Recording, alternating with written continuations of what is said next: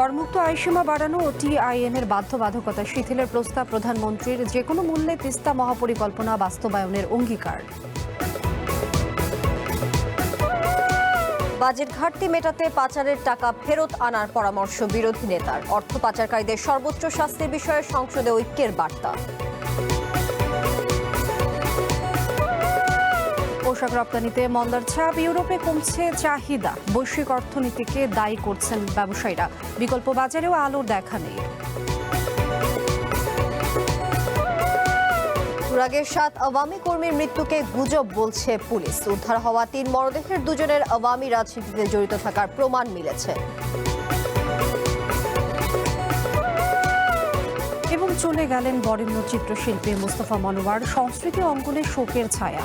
কাল জানাজা শেষে নেওয়া হবে কেন্দ্রীয় শহীদ মিনারে।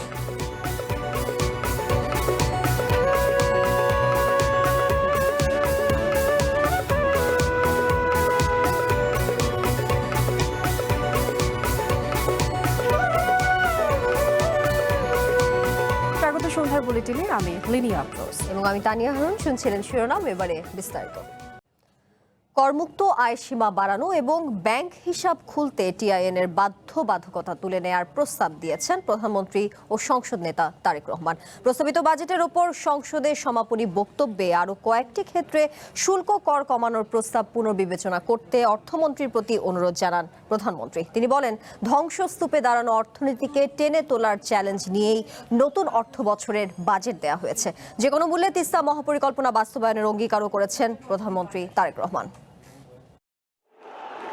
আওয়ামী লীগের 3 মেয়াদের শাসন, তারপর 24-এর গণ অভ্যুত্থান, অন্তর্বর্তীকালীন সরকারের 1.5 বছর চরম ক্রান্তিকালের মধ্য দিয়ে গেছে দেশের অর্থনীতি। 12ই ফেব্রুয়ারির ভোটে নিরঙ্কুশ সংখ্যাগরিষ্ঠতা নিয়ে সরকার গঠন করা বিএনপির অন্যতম চ্যালেঞ্জ ছিল ভঙ্গুর অর্থনীতিকে সচল করা এবং মানুষের জীবনে স্বস্তি ফেরানো। বহুমাত্রিক সেই চ্যালেঞ্জ নিয়েই নতুন সরকারের প্রথম বাজেট। সংসদে বাজেট বক্তব্যের শুরুতেই অর্থনীতির সেই ভয়ঙ্কর অতীত তুলে ধরেন প্রধানমন্ত্রী তারেক রহমান। হাজার হাজার কোটি টাকা পাচার হয়েছিল, জাতীয় আন্তর্জাতিকভাবেও যেটি স্বীকৃত। মাননীয় স্পিকার, পুঁজি বাজার অর্থনীতির সাথে সংশ্লিষ্ট একটি অত্যন্ত গুরুত্বপূর্ণ সেক্টর। এই সেক্টরে এমন অবস্থা গিয়েছে, সর্বস্ব হারিয়ে মানুষ আত্মহত্যাও করেছিল। প্রস্তাবিত বাজেট পাশের আগে করমুক্ত আয়সীমা বাড়ানো, ব্যাংক হিসাব খুলতে টিআইএনের বাধ্যবাধকতা তুলে নেয়ার প্রস্তাব দেন। এছাড়া কয়েকটি ক্ষেত্রে শুল্ক কর কমানোর পাশাপাশি কালো টাকা সাদা করার বিতর্কিত বিধান প্রত্যাহার করতে অর্থমন্ত্রীর প্রতি অনুরোধ জানান প্রধানমন্ত্রী। যে কোনো ব্যাংক অ্যাকাউন্ট খোলার সময় 3 দাখিলের একটি বিধান রাখা হয়েছিল, বিধানের প্রস্তাব করা হয়েছিল। এছাড়াও মাননীয় স্পিকার, বন্টননামা, দলিল রেজিস্ট্রেশন এবং সম্পত্তি মিউটেশনের ক্ষেত্রেও 3 দাখিলের বিধান করার প্রস্তাব করা হয়েছিল। মাননীয় অর্থ পরিকল্পনা মন্ত্রীকে অনুরোধ জানাবো যে এই বিষয়টিও যাতে প্রত্যাহার করা হয়। মাননীয় স্পিকার, আদর্শ হারে ভ্যাট প্রদানে সহজীকরণের লক্ষ্য নির্দিষ্ট কিছু ক্ষেত্রে কোএফিসিয়েন্ট দাখিলের বাধ্যবাধকতা শিথিল করার বিষয়টি আমি বিবেচনা করার জন্য মাননীয় অর্থমন্ত্রীকে আহ্বান জানাচ্ছি। প্রধানমন্ত্রী সাম্প্রতিক চায়না সফরের আগে থেকেই আলোচনায় তিস্তা মহাপরিকল্পনা। সংসদে ঘোষণা দেন, যে কোনো মূল্যে তিস্তা মহাপরিকল্পনা বাস্তবায়ন করবে সরকার। দেশের মানুষের পানি যাতে নিশ্চিত রাখতে পারি, পানির প্রবাহ, এবং সে কারণে মাননীয় স্পিকার, বর্তমান সরকার পদ্মা ব্যারেজ নির্মাণের উদ্যোগ গ্রহণ করেছে। জাতীয় অগ্রাধিকার ভিত্তিতে ইনশাআল্লাহ এই সরকার যে কোনো মূল্যে তিস্তা ব্যারেজ মহাপরিকল্পনা বাস্তবায়ন করবে। মানুষকে স্বস্তি দিতেই সর্বোচ্চ গুরুত্ব দিয়ে বাজেট ঘোষণা করা হয়েছে জানিয়ে সরকার প্রধান বলেন, শিক্ষা, স্বাস্থ্য, কৃষি এবং সামাজিক নিরাপত্তা খাতকে সর্বোচ্চ গুরুত্ব দেওয়া হয়েছে। একটি রাজনৈতিক সরকার হিসাবে একটি মূল যেটি লক্ষ্য হচ্ছে প্রান্তিক জনগোষ্ঠীর সুরক্ষা বৃদ্ধি করা। শাহরিয়ার বাঁধন, ওয়ান নিউজ, ঢাকা। 2026-27 অর্থ বছরের প্রস্তাবিত বাজেটে বেশ কিছু পরিবর্তনের সুপারিশ করেছেন অর্থমন্ত্রী আমির খসরু মাহমুদ চৌধুরী। এর মধ্যে আছে করমুক্ত আয়সীমা বাড়িয়ে 4 লাখ টাকা করা, আবাসন খাতে কালো টাকা সাদা করার সুযোগ না রাখা এবং খুচরা ব্যবসায়ীদের উপর ভ্যাট আরোপের প্রস্তাব বাতিল করা। অর্থমন্ত্রী আরও বলেন, দেশের ঋণ গ্রহণের সক্ষমতাকে ঝুঁকিতে ফেলেছে ফ্যাসিবাদী সরকার। তিনি জানান, পাচার করা অর্থ ফেরত চেয়ে 13টি দেশকে অনুরোধ করা হয়েছে। মাননীয় স্পিকার, সম্প্রতি আইএমএফের এক প্রতিবেদন অনুযায়ী দেশি বিদেশি ঋণের কিস্তি ও সুদ বাবদ সরকারকে পরিশোধ করতে হবে $30 বিলিয়ন কিছু বেশি। যেটি অর্থনীতিতে ব্যাপক চাপ তৈরি করেছে। প্রয়োজনে অপ্রয়োজনে এসব ঋণ নিয়ে দেশের ঋণ গ্রহণের ক্ষমতাকে ঝুঁকিতে ফেলেছে ফ্যাসিবাদী সরকার, এমন মন্তব্য করেছেন অর্থমন্ত্রী। আমরা যেই সময়ে এই বাজেট প্রণয়ন করেছি তখন একদিকে ছিল ফ্যাসিবাদী সরকারের রেখে যাওয়া ভঙ্গুর অর্থনীতি ও বিপর্যস্ত প্রাতিষ্ঠানিক কাঠামো, অন্যদিকে ছিল একটি নতুন বাংলাদেশের প্রত্যাশা। তাই এই বাজেট কেবল সরকারের বার্ষিক আর্থিক বিবৃতি নয়, এটি জনজীবনে স্বস্তি আনা, অর্থনৈতিক পুনরুদ্ধার, কাঠামোগত সংস্কার, বিনিয়োগ বৃদ্ধি, কর্মসংস্থান সৃষ্টি ও সামাজিক ন্যায় বিচার প্রতিষ্ঠার মাধ্যমে একটি সমৃদ্ধ বাংলাদেশ বিনির্মাণের রূপরেখা। সোমবার জাতীয় সংসদে বাজেট অধিবেশনে অর্থমন্ত্রীর সমাপনী বক্তব্যে একথা বলেন আমির খসরু মাহমুদ চৌধুরী। এদিন অর্থবিল 2026 সংসদে পাশ হয়। এছাড়া আগামীকাল সংসদে 2026-27 অর্থ বছরের প্রস্তাবিত বাজেট পাশ হওয়ার কথা রয়েছে, যা আগামী 1 জুলাই থেকে কার্যকর হবে। সংসদের সামনে প্রশ্ন হচ্ছে, সংসদে স্থিরীকৃত আকারে অর্থবিল 2026 পাশ করা হোক। যারা এই প্রস্তাবের পক্ষে আছেন তারা হ্যাঁ বলুন, যারা এই প্রস্তাবের বিপক্ষে আছেন তারা না বলুন। আমার মনে হয় হ্যাঁ জয়যুক্ত হয়েছে, হ্যাঁ জয়যুক্ত হয়েছে, হ্যাঁ জয়যুক্ত হয়েছে। শেষ মুহূর্তে এসে অর্থবিলে বেশ কিছু পরিবর্তন আনা হয়। আবাসন খাতে বিনা প্রশ্নে কালো টাকা সাদা করার সুযোগ বাতিলের প্রস্তাব, করমুক্ত আয়সীমা বাড়িয়ে 4 লাখ টাকা করা, একই সঙ্গে বাদ যাচ্ছে খুচরা ব্যবসায়ীদের উপর ভ্যাট আরোপের প্রস্তাবও। বেসরকারি বিশ্ববিদ্যালয় ও মেডিকেল কলেজের কর্পোরেট কর কমিয়ে 5% করার প্রস্তাব করেন অর্থমন্ত্রী।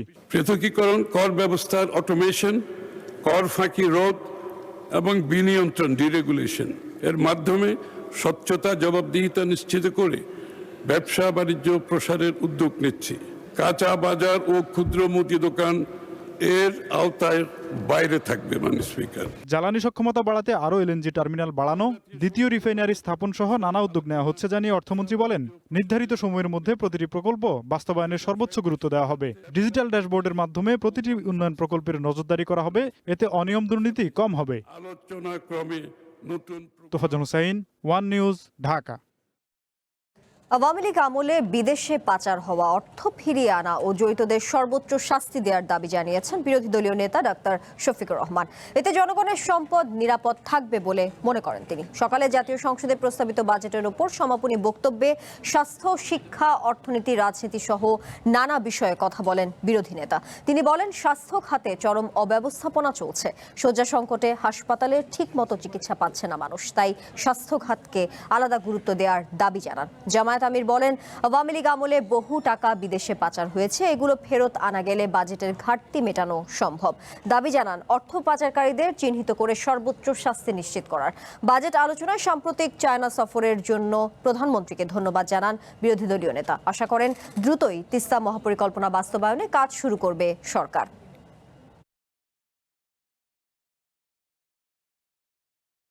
ওই পাচারকৃত অর্থের 9 ভাগের 1 ভাগ 26-27 অর্থ বছরে যদি আমরা ফিরিয়ে আনতে পারি, যদি সেই উদ্যোগ নেওয়া হয়, তাহলে আমাদের কোনো বাজেট ঘাটতি থাকবে না। এ টাকা আমাদের, এ টাকা জনগণের। এই টাকা ডাকাতি, চুরি করে, লুণ্ঠন করে নিয়ে যাওয়া হয়েছে। জনগণের সম্পদ জনগণকে ফিরিয়ে দিতে হবে, আর সম্পদের সাথে কালপ্রিটদেরকে ফিরিয়ে আনতে হবে। শুধু সম্পদ আসলো, কালপ্রিটরা থেকে গেল, তাহলে কিন্তু সঠিক শিক্ষা হবে না। ওদেরকেও ফিরিয়ে এনে শাস্তির মুখোমুখি করতে হবে। ইউরোপের বাজারে দিন দিন কমছে বাংলাদেশের তৈরি পোশাক রপ্তানি। অপ্রচলিত বাজারে নিজেদের হিস্সা বাড়ানোর চেষ্টাও আলোর মুখ দেখছে না।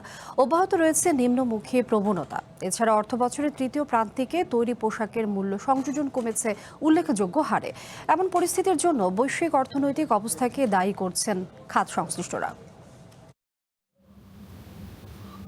ক্রমেই কমছে ইউরোপের দেশগুলোতে তৈরি পোশাকের রপ্তানি। চলতি বছরের শেষ 4 মাসে আগের অর্থ বছরের একই সময়ের তুলনায় রপ্তানি কমেছে 19%।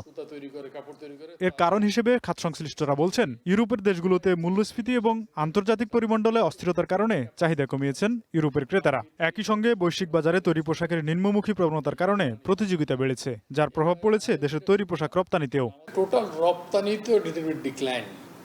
এইটা কোন সময় প্রচলিত বাজারে কোনো অপরচুনিটি ওঠানামা করে ওই নির্দিষ্ট দেশের আর্থসামাজিক অবস্থার কারণে, এবং আমাদের কস্টিংয়ের কারণে, আমাদের ইনিশিয়েটিভের কারণে। এই জন্যই আমরা কিন্তু বিশেষ করে ফোকাস করছি জাপানকে। ব্রাজিলের অ্যাম্বাসাডারের সাথে আমাদের কোনো একটা অনুষ্ঠানে দেখা হয়েছিল, ওইখানে আমরা বলেছি যে অন্তত ব্রাজিলিয়ান কটন দিয়ে যেসব প্রোডাক্ট আমরা তৈরি করবো সেটা ডিউটি এক্সাম্পশন অথবা ডিউটি ফ্রি দিতে হবে। তো উনি বিষয়টা পজিটিভলি নিয়েছেন, এটা নিয়ে আমরা কাজ করতে বলেছেন।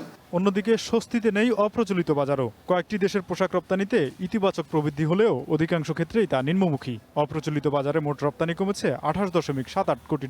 সবচেয়ে বেশি পতন হয়েছে রাশিয়ার বাজারে 29.17%। একমাত্র বড় বাজার হিসেবে চীনে রপ্তানি বেড়েছে 21.51%। ইন্ডিয়া, পাকিস্তান, ইভেন চায়না আপনি যদি দেখেন সবাই কিন্তু এক্সপোর্ট ড্রপ করেছে। আমরা যে এত ডলার বা এত বিলিয়ন যে আমরা লস করলাম অর্ডারের, সেলসের, এটা কিভাবে কভার হবে? এই অর্ডারগুলো কোথায় গেল তাইলে? আর যদি যে না থাকে তাহলে কি আবার আসবে কিনা? There's a lot of uncertainty. তো এই আনসার্টেনটিগুলোকে থেকে যদি বের হয়ে আসতে হয় তাহলে আমাদের প্রপার রোড ম্যাপ থাকতে হবে। অন্যদিকে বাংলাদেশ ব্যাংকের ত্রৈমাসিক প্রতিবেদনে দেখা যায় চলতি অর্থ বছরের দ্বিতীয় প্রান্তিকের তুলনায় তৃতীয় প্রান্তিকে তৈরি পোশাক খাতে মূল্য সংযোজন কমেছে। যেখানে দ্বিতীয় প্রান্তিকে তৈরি পোশাক খাতের মূল্য সংযোজন ছিল 64.22%, সেখানে তৃতীয় প্রান্তিকে তা দাঁড়িয়েছে 61.35%। দেশের সবচেয়ে বড় রপ্তানি খাতকে এগিয়ে নিতে হলে পরিকল্পনা ও বাজার প্রতিযোগিতা বিবেচনায় নিজেদের সক্ষমতা এবং পণ্যের বৈচিত্র্য বাড়ানোর পরামর্শ বিশেষজ্ঞদের। Tofazzal Hossain, one news, Dhaka. এবারে বাজেটে কৃষিতে গুরুত্ব দেওয়াকে ইতিবাচক হিসেবে দেখছেন অর্থনীতিবিদরা। তারা বলছেন সঠিকভাবে বাস্তবায়ন করা গেলে উত্তরাঞ্চলের অর্থনীতিতে গতি সঞ্চার হবে, একই সাথে খুলবে নতুন সম্ভাবনার দ্বার। তবে ব্যবসায়ীরা বলছেন রাজশাহী অঞ্চলে শিল্প বিকাশে সারা দেশের সাথে যোগাযোগ ব্যবস্থা সহজ করা জরুরি। শিল্পক্ষেত্রে বরাবরই পিছিয়ে থাকা রাজশাহী অঞ্চলে কর্মসংস্থানের সুযোগ খুবই কম। বিগত সময়ে দশকের পর দশক এ নিয়ে আলোচনা হলেও ইতিবাচক পদক্ষেপ তেমন দেখা যায়নি। এ অঞ্চলে কৃষিভিত্তিক শিল্প গড়ে তোলার দাবিও রয়ে গেছে উপেক্ষিত।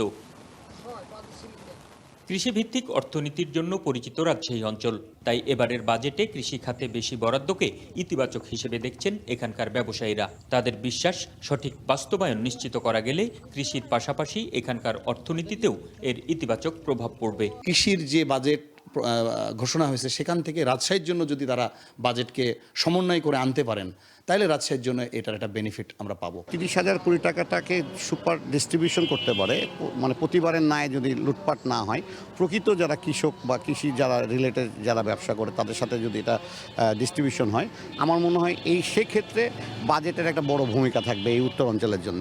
ব্যবসায়ীরা বলছেন রাজশাহী অঞ্চলে শিল্প বিকাশে সারা দেশের সাথে যোগাযোগ ব্যবস্থা সহজ করা জরুরি।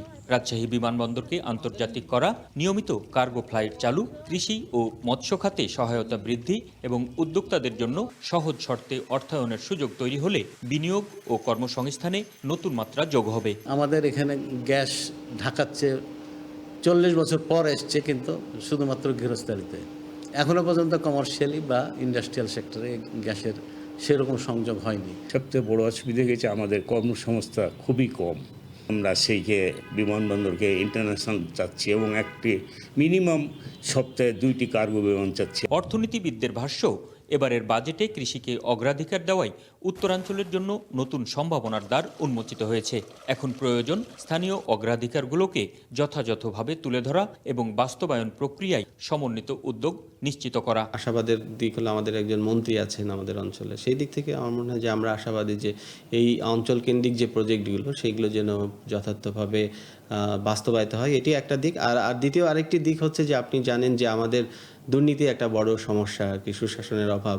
টাকা বরাদ্দ হয়, বাস্তবায়নও হয়, কিন্তু গুণগত মান তার সেই বিষয়টা একটা ইস্যু থেকে যায় আর কি। কৃষি খাতে অগ্রাধিকার রাজশাহীর জন্য নতুন সম্ভাবনার বার্তা এনে দিয়েছে। এখন সেই সম্ভাবনা কৃষকের মাঠ থেকে শিল্প কারখানা, বিনিয়োগ ও কর্মসংস্থানে কতটা প্রতিফলিত হয় সেটি দেখার অপেক্ষা। Ahsan Habib Apu, One News, Rajshahi. তুরাগ নদীতে নিষিদ্ধ আওয়ামী লীগের 7 কর্মীর মৃত্যুর ঘটনাকে গুজব বলছে পুলিশ, কিন্তু প্রত্যক্ষদর্শীরা জানান গত 22 জুন পুলিশের ধাওয়া খেয়ে ট্রলার থেকে অনেকেই নদীতে ঝাঁপ দেয়। তাদের মধ্যে সবাই তীরে উঠতে পেরেছিল কিনা তা কেউই নিশ্চিত নয়। এদিকে উদ্ধার হওয়া 3 মরদেহের পরিচয় শনাক্তের পর জানা গেছে তাদের দুজনই আওয়ামী লীগের রাজনীতির সাথে জড়িত ছিলেন। তুরাগ নদ গত 5 দিন ধরে সামাজিক মাধ্যমে আলোচনার কেন্দ্রবিন্দু। অন্যদিকে সেই আলোচনার জবাবে আইনশৃঙ্খলা বাহিনীর দফায় দফায় শক্ত অবস্থানের জানান দেয়া। আসলে কি ঘটেছিল তুরাগে, যার উত্তর খুঁজতে চ্যানেল 1 তুরাগ নদে।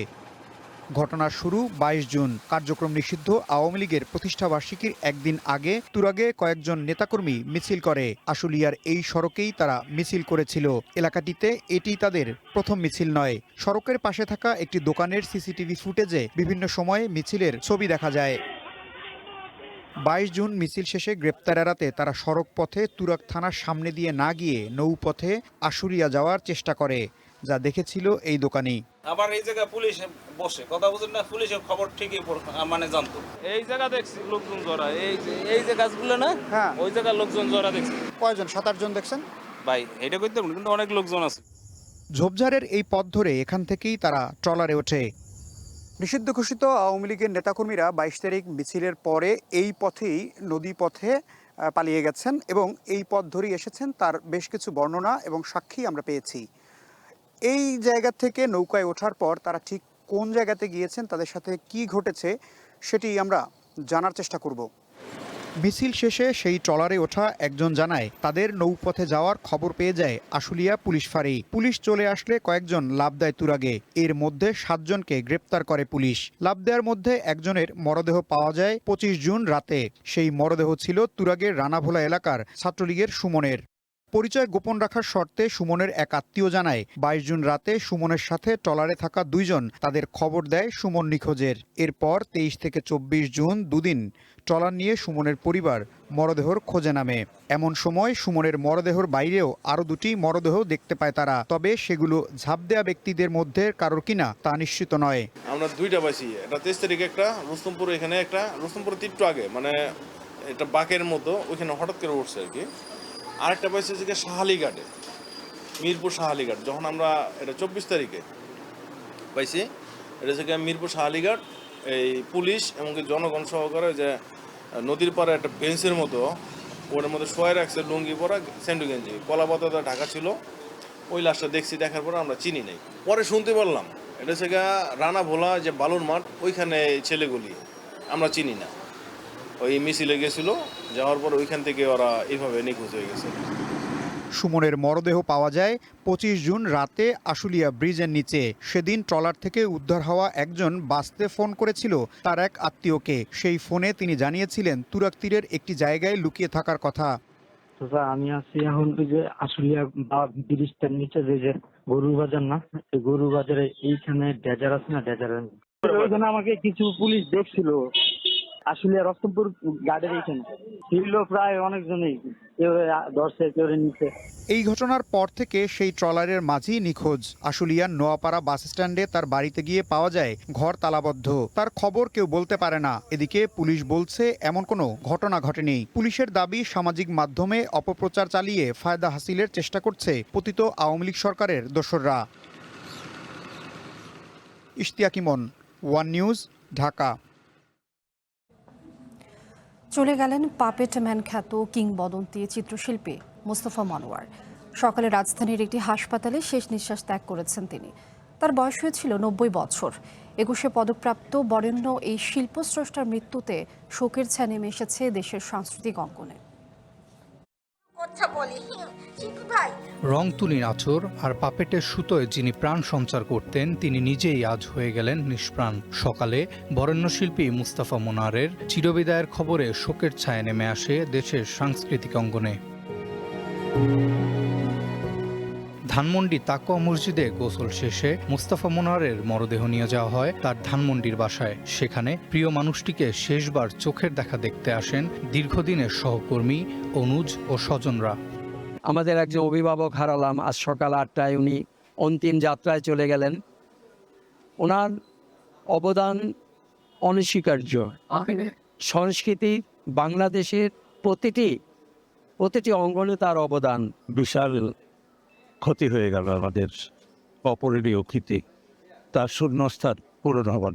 পুরো বাংলাদেশের অনেক ইতিহাসের সঙ্গে জড়িত। মানে আমি টেলিভিশন ধরি, টেলিভিশনের এদেশের সূত্রপাত, দেশের জন্মলগ্ন, এদেশের যদি কেউ পুরোটা থাকেন সেটা মোস্তাফা মনোয়ার সাহেব। মুস্তাফা মনোয়ারের মরদেহ রাখা হবে স্কয়ার হাসপাতালের হিমাগারে। মঙ্গলবার সকালে দীর্ঘদিনের কর্মস্থল বিটিভিতে হবে তার প্রথম নামাজে জানাজা। এরপর সর্বস্তরে শ্রদ্ধা নিবেদনের জন্য মরদেহ নেওয়া হবে কেন্দ্রীয় শহীদ মিনারে।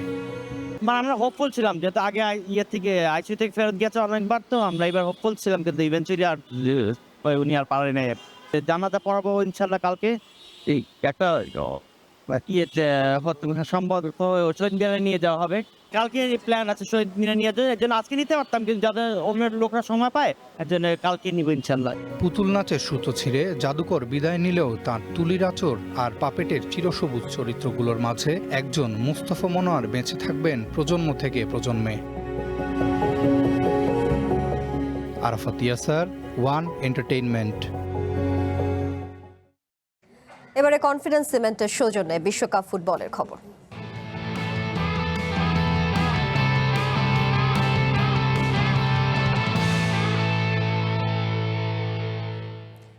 রাউন্ড অফ 32 ম্যাচে রাতে জাপানের মুখোমুখি হবে ব্রাজিল। নকআউট পর্বের পরের রাউন্ডে যাওয়ার লক্ষ্যে ডু অর ডাই ম্যাচে মাঠে নামবে সেলেসাওরা।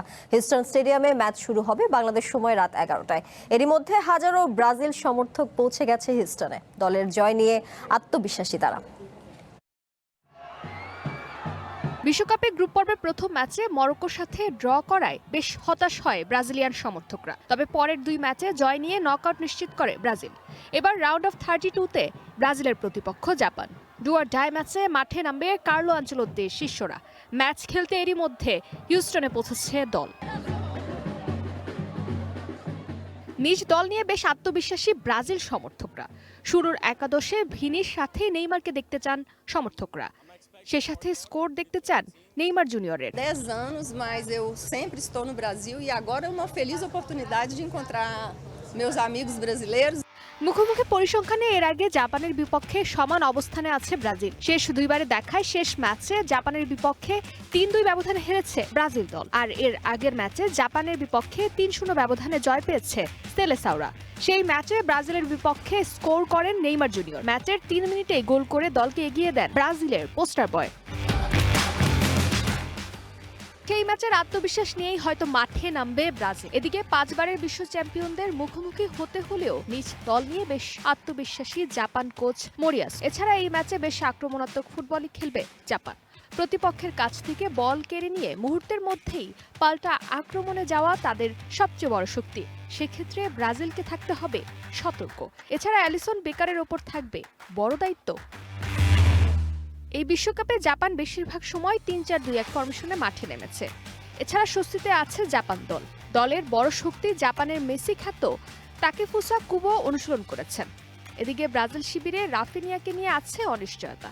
সব মিলিয়ে ব্রাজিলের জন্য কঠিন একটা ম্যাচ অপেক্ষা করছে। ফারজানা জাহান প্রিয়া, ওয়ান স্পোর্টস ডেস্ক। সন্ধ্যার বুলেটিনে বিরতি নিচ্ছি, ফিরে এসে আরো যা থাকছে। ডেঙ্গিতে 24 ঘন্টায় 5 জনের মৃত্যু। সারা দেশে হাম ও উপসর্গে প্রাণ গেল আরও 4 জনের।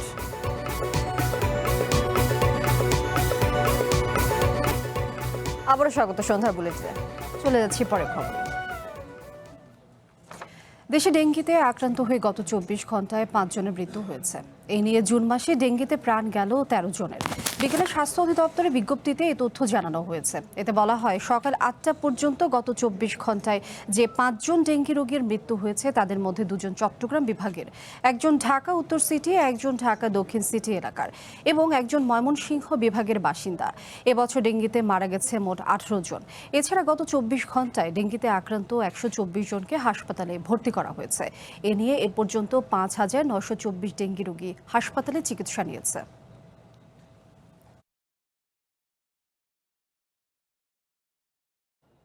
এদিকে সারা দেশে হাম ও উপসর্গে আরও 4 জনের মৃত্যু হয়েছে। একই সময়ে নতুন করে হামে আক্রান্ত হয়েছে 1145 জন। বিকালে স্বাস্থ্য অধিদপ্তরের সংবাদ বিজ্ঞপ্তিতে সব তথ্য জানানো হয়। এতে বলা হয়, সবশেষ 24 ঘন্টায় সন্দেহজনক হাম রোগীর সংখ্যা 1004 জন। গত 15 মার্চ থেকে এ পর্যন্ত সন্দেহজনক হাম রোগীর সংখ্যা দাঁড়িয়েছে 1,211 জনে। এ সময় হাম উপসর্গের শিশু মৃত্যুর সংখ্যা দাঁড়ালো 623। মৃত্যু হয়েছে এবং নিশ্চিত হামে মৃত্যু হয়েছে 93 জনের।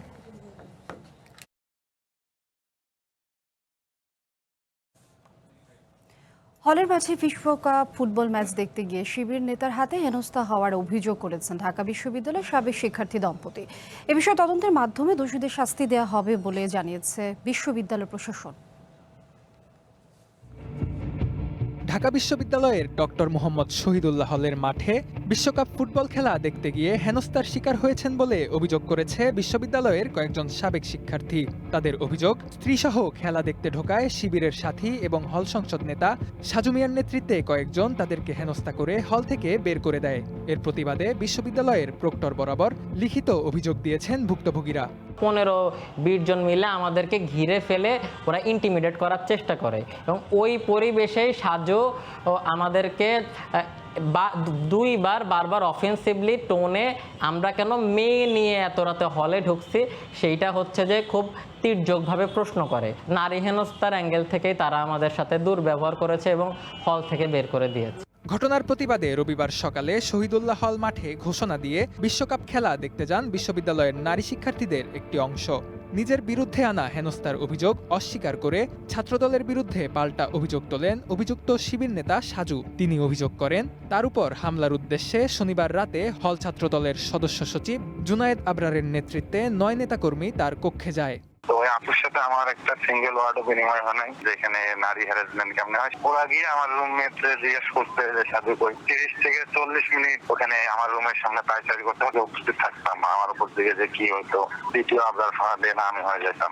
এ নিয়ে প্রক্টর বরাবর লিখিত অভিযোগও দিয়েছেন সাজু। হল ছাত্রদলের সদস্য সচিবের দাবি, নিজেকে ভিকটিম হিসেবে উপস্থাপন করে ঘটনা ভিন্ন খাতে নিতে ছাত্রদলের নামে মিথ্যা অভিযোগ দিয়েছে সাজু। সাজুকে আমরা নাকি মারতে গেছিলাম, এই যে সব সাজু এখন আমাদের সামনে দিয়ে চলে গেল রুমে, কেউ তার সাথে কিচ্ছু কথা বললো না, এলিগেশন দেয়া হলো আমরা নাকি তাকে মারতে গেছিলাম। উভয় পক্ষের অভিযোগ তদন্ত শেষে দোষীদের বিরুদ্ধে ব্যবস্থা নেওয়া হবে বলে জানান বিশ্ববিদ্যালয়ের প্রক্টর। একজন শিক্ষককে এটাকে 100% করে আমি সত্য ঘটনাটা উদ্ঘাটন করবার জন্য বলেছি। সংশ্লিষ্ট প্রশাসনের সঙ্গে আমি বসবো, আসলে ঘটনাটা কী ঘটেছিল। শাস্তিযোগ্য অপরাধ হয়, আমি তাদেরকে অবশ্যই শাস্তির আওতায় আনবো। এছাড়াও সাজু মিয়ার নামে বিনা অনুমতিতে ছবি ও ভিডিও ধারণ করে তা বিভিন্ন গ্রুপে ছড়িয়ে দেওয়ার অভিযোগ তুলেছেন ভুক্তভোগীরা। Rifat রিসান, one news, Dhaka. দেশের প্রতিটি শিক্ষার্থীকে অন্তত একটি করে গাছের চারা লাগানোর আহ্বান জানিয়েছেন প্রধানমন্ত্রী তারেক রহমান। দুপুরে রাজধানী শেরেবাংলা নগরে বাংলাদেশ চীন মৈত্রী সম্মেলন কেন্দ্রে গাছের চারা রোপণ কর্মসূচির উদ্বোধন শেষে তিনি এই আহ্বান জানান। এ সময় শিক্ষার্থীদের গাছ রোপণে উৎসাহ দিতে শিক্ষকদের আহ্বান জানান তারেক রহমান। তিনি বলেন, বর্ষার মৌসুম শুরু হয়েছে কিন্তু তেমন বৃষ্টি হচ্ছে না। গাছ কাটার কারণে প্রাকৃতিক ভারসাম্য নষ্ট হচ্ছে বলে জানান প্রধানমন্ত্রী। জনপ্রতিরক্ষায় বিএনসিসির ভূমিকা তাৎপর্যপূর্ণ উল্লেখ করে তিনি জানান, উপজেলা পর্যায়ে এর কার্যক্রম বাড়াতে উদ্যোগ নেওয়া হয়েছে। বৃক্ষরোপণ ছাড়াও স্টার্টআপ বিজ্ঞান প্রকল্প কর্মসূচির উদ্বোধন করেন প্রধানমন্ত্রী। এই কর্মসূচির আওতায় 29,000-এর বেশি শিক্ষা প্রতিষ্ঠানে 88,000-এর বেশি গাছের চারা রোপণ করা হয়েছে।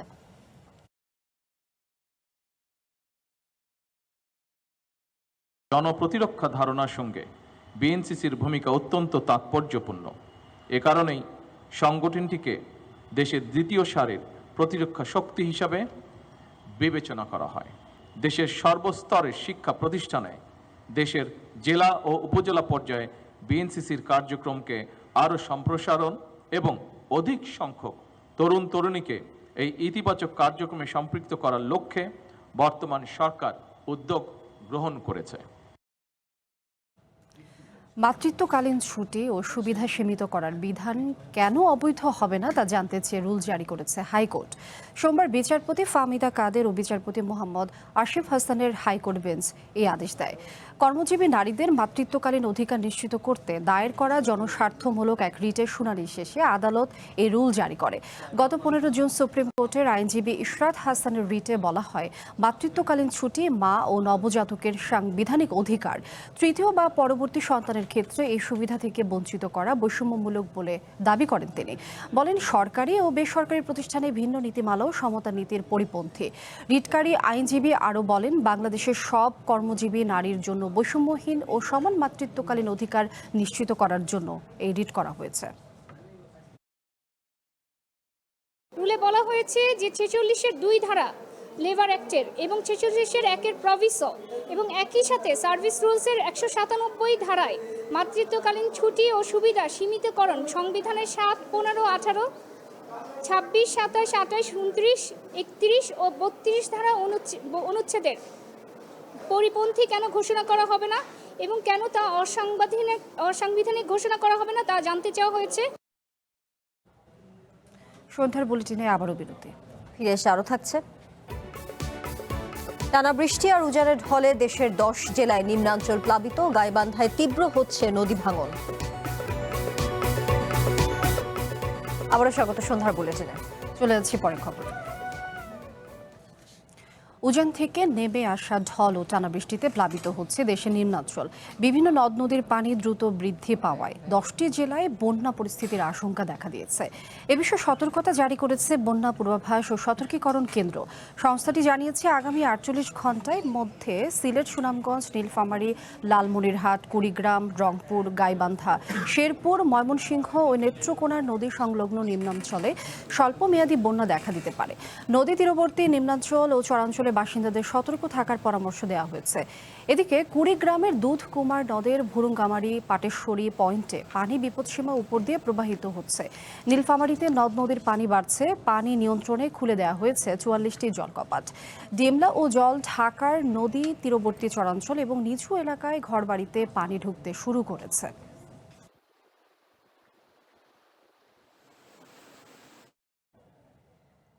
তিস্তা, যমুনা, ব্রহ্মপুত্র, ঘাঘট সহ সবগুলো নদ নদীর পানি বিপদসীমার কাছাকাছি পৌঁছেছে। পানি বৃদ্ধির সাথে সাথে নতুন নতুন এলাকায় ভাঙন শুরু হয়েছে। ভাঙনের তীব্রতায় টিকতে পারছেন না নদী পাড়ের পরিবারগুলো। পানি বৃদ্ধির ফলে সদর উপজেলার কুন্দেরপাড়া, ফুলছড়ি ও সুন্দরগঞ্জের বেশ কয়েকটি পয়েন্টে ব্যাপক ভাঙন শুরু হয়েছে। এদিকে যমুনা ও ব্রহ্মপুত্র নদীর ভাঙনে ফুলছড়ি উপজেলার রতনপুর ইউনিয়নের কটিয়ার ভিটা গ্রামে শুরু হয় ভাঙন। ভাঙনে কয়েকদিনে এসব এলাকার শতাধিক ঘরবাড়ি নদী গর্ভে বিলীন হয়েছে। ভাঙন এলাকার কয়েকটি পয়েন্টে প্রতিরোধের চেষ্টা হচ্ছে বলে জানান পানি উন্নয়ন বোর্ডের কর্মকর্তারা।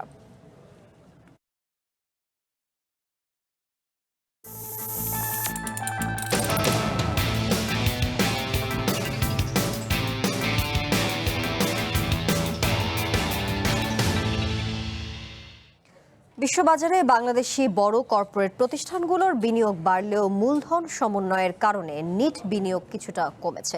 2025 সালের ডিসেম্বর পর্যন্ত বাংলাদেশের সরাসরি বৈদেশিক বিনিয়োগ বা আউটওয়ার্ড এফডিআই স্থিতি দাঁড়িয়েছে 4,064 কোটি টাকা, যা আগের বছরের তুলনায় প্রায় 74 কোটি টাকা কম। সবচেয়ে বেশি বিনিয়োগ হয়েছে ব্রিটেনে, শীর্ষে রয়েছে আর্থিক মধ্যস্থতাকারী খাত। একসময় বৈদেশিক মুদ্রার রিজার্ভ ধরে রাখতে বিদেশে বিনিয়োগের ক্ষেত্রে ছিল কড়া বিধিনিষেধ। তবে সময় বদলেছে। স্বল্পোন্নত দেশের তালিকা বা এলডিসি থেকে উত্তরণের প্রস্তুতি এবং বিশ্ববাজারে নিজেদের ব্র্যান্ডিং বাড়াতে এখন শর্ত সাপেক্ষে বিদেশে বিনিয়োগের অনুমতি পাচ্ছে দেশের শীর্ষস্থানীয় গ্রুপগুলো। কেন্দ্রীয় ব্যাংকের তথ্য অনুযায়ী 2025 সালের ডিসেম্বর পর্যন্ত বিশ্বের বিভিন্ন দেশে বাংলাদেশি উদ্যোক্তাদের মোট বিনিয়োগের স্থিতি 4,064 কোটি টাকা। এর মধ্যে সবচেয়ে বড় গন্তব্য যুক্তরাজ্য। দেশটিতে বাংলাদেশিদের বিনিয়োগের পরিমাণ 1,273 কোটি টাকা ছাড়িয়েছে। দ্বিতীয় সর্বোচ্চ 1,106 কোটি টাকা বিনিয়োগ রয়েছে প্রতিবেশী দেশ ভারতে। এরপরেই শীর্ষ তালিকায় রয়েছে হংকং, ইউনাইটেড আরব আমিরাত এবং মালয়েশিয়ায়। খাতভিত্তিক বিশ্লেষণে দেখা যায় বাংলাদেশি বিনিয়োগের সিংহভাগই দখল করে আছে বিদেশে আর্থিক মধ্যস্থতাকারী প্রতিষ্ঠানগুলো। এ খাতে বিনিয়োগের পরিমাণ 3,628 কোটি 49 লাখ টাকা। এর বাইরে ভারতের খনি বা মাইনিং খাতে প্রায় 490 কোটি 39 লাখ টাকা এবং হংকং ও ইথিওপিয়ায় টেক্সটাইল ও তৈরি পোশাক খাতে বিনিয়োগ দাঁড়িয়েছে 46 কোটি টাকারও বেশি। তার দেশের কিছু ফাইন্যান্সিয়াল ইন্টারমিডিয়েটরিজ আপনি ওই দেশগুলোতে শাখা খুলবেন, তখন তো আসলে আপনাকে মূলধন কিছু নিতে হবে। আরেকটা হলো আপনার দেশের একটা ব্র্যান্ড ইমেজ, তো এই কারণেও কিন্তু অনেক সময় এটা দরকার হয়ে পড়ে। এই পারমিশনের আড়ালে যেন আবার আমাদের পুঁজি পাচার না হয়ে যায়। তবে বৈশ্বিক বাজার পরিস্থিতি এবং মূলধন সমন্বয়ের কারণে নিট আউটফ্লো 73 কোটি 90 লাখ টাকা কমেছে। বিশেষ করে কেনিয়া ও আয়ারল্যান্ডে কেমিক্যাল ও ফার্মাসিউটিক্যালস খাতে নতুন বিনিয়োগ আসলেও অন্য দেশ থেকে মূলধন ফেরত আসায় এই খাতে সামগ্রিক বিনিয়োগ স্থিতি ঋণাত্মক। খাত সংশ্লিষ্টরা বলছেন সঠিক নীতি সহায়তা পেলে বাংলাদেশি বহুজাতিক কোম্পানিগুলোর বিশ্বজুড়ে তৈরি পোশাক, ঔষধ এবং আর্থিক খাতে ব্যবসার সুনাম আরও বাড়বে। Ikramul Islam Khan, one news, Dhaka. জাতীয় রাজস্ব বোর্ড এনবিআর এর নতুন চেয়ারম্যান হিসেবে নিয়োগ পেয়েছেন আহসান হাবিব। তিনি বর্তমান চেয়ারম্যান আব্দুর রহমান খানের স্থলাভিষিক্ত হবেন। দুপুরে এই বিষয়ে প্রজ্ঞাপন জারি করা হয়। এর আগে কেন্দ্রীয় গোয়েন্দা সেলে টিসিআইসির মহাপরিচালক হিসেবে দায়িত্ব পালন করেন আহসান হাবিব। এ সময় কর ফাঁকি ও আর্থিক অনিয়ম সংক্রান্ত বেশ কয়েকটি আলোচিত অনুসন্ধান কার্যক্রম পরিচালনা করেন তিনি। এছাড়া কর অঞ্চল 15-র কমিশনার হিসেবেও দায়িত্ব পালন করেন আহসান হাবিব।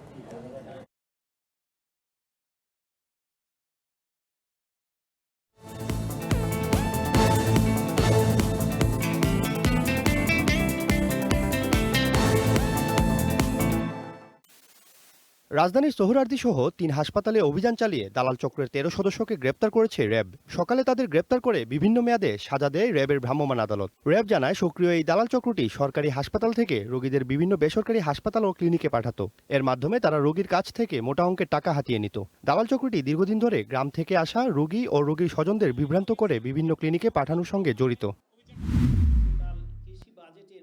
প্রধানমন্ত্রীর ভিশন পূরণ করার ক্ষেত্রে কৃষিতে পর্যাপ্ত বাজেট নেই বলে মন্তব্য করেছেন বিএনপির সিনিয়র যুগ্ম মহাসচিব ও প্রধানমন্ত্রীর উপদেষ্টা রুহুল কবির রিজভী। সকালে রাজধানীর খামারবাড়ির কৃষি ইনস্টিটিউশন বাংলাদেশে আয়োজিত বাজেট 2026-27 কৃষি উন্নয়নের রূপরেখা ও বাস্তবায়নের চ্যালেঞ্জ বিষয়ে আলোচনা সভায় এ কথা বলেন তিনি। বলেন, কৃষিতে আগের চেয়ে বেশি বরাদ্দ দেওয়া হলেও তা যথেষ্ট নয়। চিকিৎসা শেষে সাবেক শিক্ষামন্ত্রী ডাক্তার দীপুমণিকে আবারও কারাগারে পাঠানো হয়েছে। ভোরে মুন্সিগঞ্জ জেলা কারাগারে হঠাৎ অসুস্থ হয়ে পড়লে তাকে ঢাকা মেডিকেল কলেজ হাসপাতালের জরুরি বিভাগে নিয়ে আসা হয়। কারা কর্তৃপক্ষ জানায়, দীপুমণি দীর্ঘদিন ধরেই কিডনি, থাইরয়েড ও অ্যালার্জিজনিত রোগে ভুগছেন। তাকে নিয়মিত চিকিৎসা ও স্বাস্থ্য পরীক্ষা করাতে হয়। সোমবার গভীর রাতে তিনি অসুস্থতা অনুভব করলে সাথে সাথে মুন্সিগঞ্জ জেনারেল হাসপাতালে নেওয়া হয়। সেখান থেকে তাকে ঢাকা মেডিকেল কলেজ হাসপাতালে পাঠানো হয়। জুলাই আন্দোলনে রাজধানীর আদাবরে পোশাক শ্রমিক রুবেল হত্যা মামলায় ঝিনাইদহ 3 আসনের সাবেক এমপি নবী নেওয়াজকে গ্রেপ্তার দেখানোর আদেশ মঞ্জুর করেছে আদালত। সোমবার ঢাকা মেট্রোপলিটন ম্যাজিস্ট্রেট মোহাম্মদ এহসানুল ইসলামের আদালতে এই আদেশ দেন। শুনানিতে আসামিপক্ষ দাবি করে এজাহারে নবী নেওয়াজের নাম নেই এবং রাজনৈতিক হয়রানির উদ্দেশ্যে তাকে শোন অ্যারেস্ট দেখানো হচ্ছে। রাজধানীর শাহবাগ থানার সন্ত্রাস বিরোধী আইনের মামলায় সাংবাদিক মোহাম্মদ আজহার আলী সরকারকে গ্রেপ্তার দেখানোর আদেশ দিয়েছে আদালত। শুনানি শেষে নিজেকে নির্দোষ দাবি করে তিনি বলেন, তাকে অন্যায়ভাবে মামলায় জড়ানো হয়েছে। দুপুরে ঢাকার মেট্রোপলিটন ম্যাজিস্ট্রেট মোহাম্মদ জুয়েল রানার আদালত এ আদেশ দেন। শুনানির সময় তিনি জানান, তিনি শারীরিকভাবে অসুস্থ এবং তার বিরুদ্ধে আনা অভিযোগ মিথ্যা। তবে রাষ্ট্রপক্ষ দাবি করে মঞ্চ 71-এর মাধ্যমে তিনি সন্ত্রাসী কর্মকাণ্ডে জড়িত ছিলেন।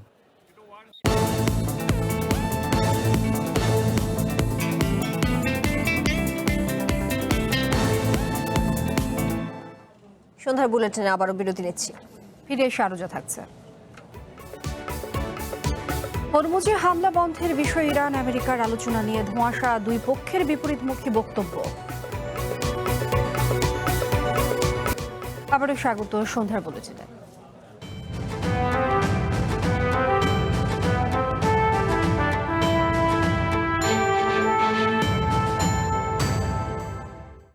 হরমুজে হামলা বন্ধের বিষয়ে ইরান আমেরিকা একমত হলেও আলোচনার পরবর্তী দিন তারিখ স্থান নিয়ে বিপরীত মেরুতে অবস্থান নিয়েছে। মঙ্গলবার কাতারে দুই পক্ষের আলোচনায় বসার খবর যখন ইরান নাকচ করে দেয়, ঠিক তখনই প্রেসিডেন্ট ট্রাম্প দাবি করেন ইরানের অনুরোধে মঙ্গলবারই দুই দেশের মধ্যে কারিগরি পর্যায়ের আলোচনা হবে।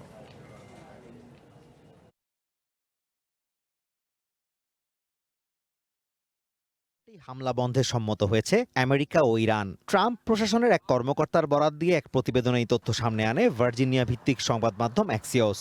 তারা দাবি করে, আপাতত সব ধরনের সামরিক পদক্ষেপ থেকে বিরত থাকার সিদ্ধান্ত নিয়েছে ওয়াশিংটন। এদিন অ্যাক্সিওস ও আল জাজিরা সহ বেশ কয়েকটি আন্তর্জাতিক গণমাধ্যম জানায়, মঙ্গলবার কারিগরি পর্যায়ের আলোচনার জন্য ইরান ও আমেরিকার প্রতিনিধিরা কাতারের রাজধানী দোহায় বৈঠকে বসবেন। তবে তাদের এমন দাবি নাকচ করে দিয়েছেন ইরানের উপপররাষ্ট্রমন্ত্রী কাজেম গারিবাবাদি। টেলিগ্রাম চ্যানেলে প্রকাশিত এক বিবৃতিতে তিনি বলেন, বিভিন্ন গণমাধ্যমে আলোচনার যে সম্ভাব্য তারিখের কথা বলা হচ্ছে তা সঠিক নয়। গারিবাবাদি আরও জানান, কাতারের সাথে স্থায়ী শান্তি চুক্তির বিষয়ে আলোচনা চলমান থাকলেও কারিগরি আলোচনার শর্তসমূহের পাশাপাশি দিন ও তারিখের বিষয়ে ইরান আমেরিকা একমত না হওয়া পর্যন্ত এই আলোচনা অনুষ্ঠিত হবে না। তবে এর কয়েক ঘন্টা পরেই সামাজিক মাধ্যম ট্রুথ সোশ্যালে এক পোস্টে প্রেসিডেন্ট ডোনাল্ড ট্রাম্প দাবি করেন মঙ্গলবার কাতারের দোহায় আলোচনার জন্য ইরানের পক্ষ থেকে অনুরোধ করা হয়েছে, আর এর প্রেক্ষিতেই মঙ্গলবারই এই আলোচনা অনুষ্ঠিত হবে। এর আগে সোমবার সকালে ইরানের প্রেসিডেন্ট মাসুদ পেজেশকিয়ান দাবি করেন আমেরিকার সাথে সমঝোতা স্মারকের আওতায় কাতারে জব্দকৃত $12 বিলিয়ন মধ্যে $6 বিলিয়ন শিগগিরই পেতে যাচ্ছে তেহরান। তিনি দাবি করেন এই বিষয়ে কাতারের সাথে আলোচনার পর দেশটির কর্মকর্তারা এই পদক্ষেপ নিতে একমত হয়েছেন। যুদ্ধবিরতি চুক্তির পর স্থায়ী চুক্তির বিষয়ে আলোচনার মাঝেই পাল্টাপাল্টি হামলার ফলে আলোচনা ভেস্তে যাওয়ার আশঙ্কা তৈরি হয়েছিল। তবে কাতারে মঙ্গলবার আলোচনার বিষয়ে পুরোপুরি বিপরীতমুখী বক্তব্যে এই আলোচনা ঘিরে নতুন করে ধোঁয়াশা সৃষ্টি হয়েছে। Azimur Rashid Kanak, one international desk. America ইরানের নতুন সংঘাতে বিশ্ববাজারে আবারও বাড়ল তেলের দাম। গত শুক্রবার থেকে আমেরিকার হামলার মুখে আবারও হরমুজ বন্ধ করে দেয় ইরান। স্বাভাবিক সরবরাহ ব্যাহত হওয়ায় তেলের দাম ব্যারেল প্রতি 0.71% বেড়ে ব্যারেল প্রতি 72.50 ডলার হয়েছে। গত সপ্তাহে হরমুজ প্রণালীতে জাহাজ চলাচল স্বাভাবিক থাকায় বাজারে অপরিশোধিত তেলের দাম কিছুটা কম ছিল। শুক্রবার থেকে হরমুজ বন্ধ থাকার পর সোমবার আবারও হরমুজ খুলে দিয়েছে ইরান। আপাতত দুই দেশের প্রতিনিধিরা শান্তি চুক্তি নিয়ে আবারও আলোচনায় বসেছে। তবে অন্তর্বর্তী চুক্তির শর্ত অনুযায়ী হরমুজের নিয়ন্ত্রণ ইরানের কাছেই থাকবে।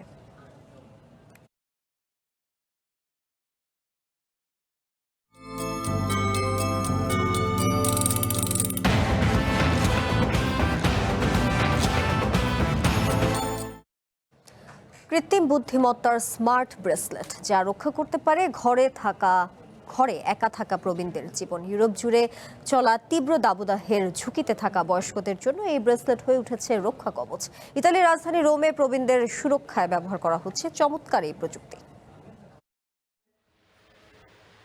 85 বছরের দিনা গাজ্জেলা 2023 সালে স্বামী আর তার পরের বছর প্রিয় বিড়ালটিকে হারিয়ে রোমের এই ফ্ল্যাটে একদম একা দিন কাটে তার। তবে চার দেয়ালের এই একাকিত্বে দিনা কিন্তু মোটেও অসহায় নন। তার সার্বক্ষণিক সঙ্গী এখন হাতের এই কালো রঙের স্মার্ট ব্রেসলেট। যদি কখনো আমার শরীর খারাপ লাগে তবে এটা আমার জন্য জীবন রক্ষাকারী। এই ব্রেসলেটটা আমাকে মানসিক শান্তি দেয়। ইউরোপ জুড়ে এখন চলছে তীব্র তাপপ্রবাহ। রোমের তাপমাত্রা ছুঁয়েছে প্রায় 40 ডিগ্রির কাছাকাছি। এই তীব্র দাবদাহে প্রবীণদের রক্তচাপ কমে যাওয়া বা স্ট্রোকের ঝুঁকি থাকে সবচেয়ে বেশি। আর এখানেই ম্যাজিকের মতো কাজ করছে এই ব্রেসলেট। ঘড়ির মতো দেখতে এই ডিভাইসটি দিনার হৃদস্পন্দন ও ঘুমের গতিবিধির খেয়াল তো রাখেই, সেই সাথে ঘরের ভেতর বা বাইরে কোথাও তিনি পড়ে গেলে স্বয়ংক্রিয়ভাবে সেই তথ্য পাঠিয়ে দেয় কন্ট্রোল রুমে।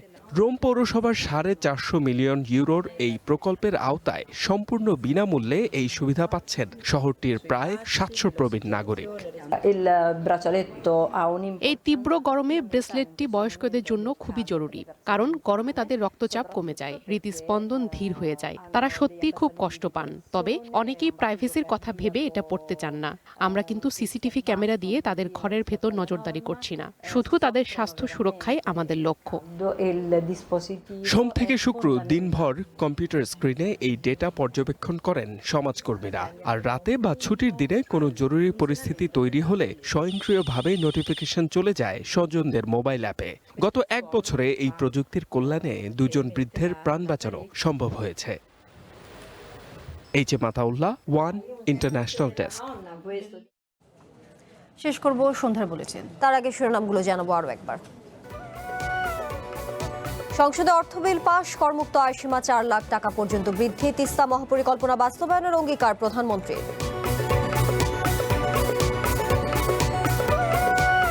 বাজেট ঘাটতি মেটাতে পাচারের টাকা ফেরত আনার পরামর্শ বিরোধী নেতার। অর্থ পাচারকারীদের সর্বোচ্চ শাস্তির বিষয়ে সংসদে ঐক্যের বার্তা।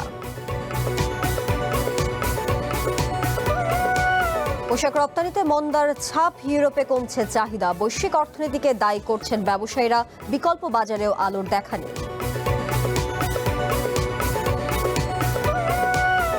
তুরাগের 7 আওয়ামী কর্মীর মৃত্যুকে গুজব বলছে পুলিশ। উদ্ধার হওয়া 3 মরদেহের 2 জনের আওয়ামী রাজনীতিতে জড়িত থাকার প্রমাণ মিলেছে।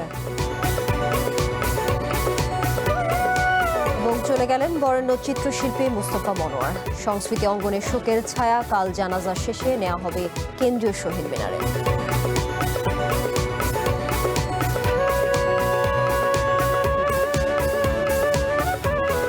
সন্ধ্যার বুলেটিন এখন এই পর্যন্ত। পরবর্তী আয়োজন খেলার বুলেটিন। চ্যানেল ওয়ানের সাথে থাকুন। এতক্ষণ সাথে থাকার জন্য ধন্যবাদ সবাইকে।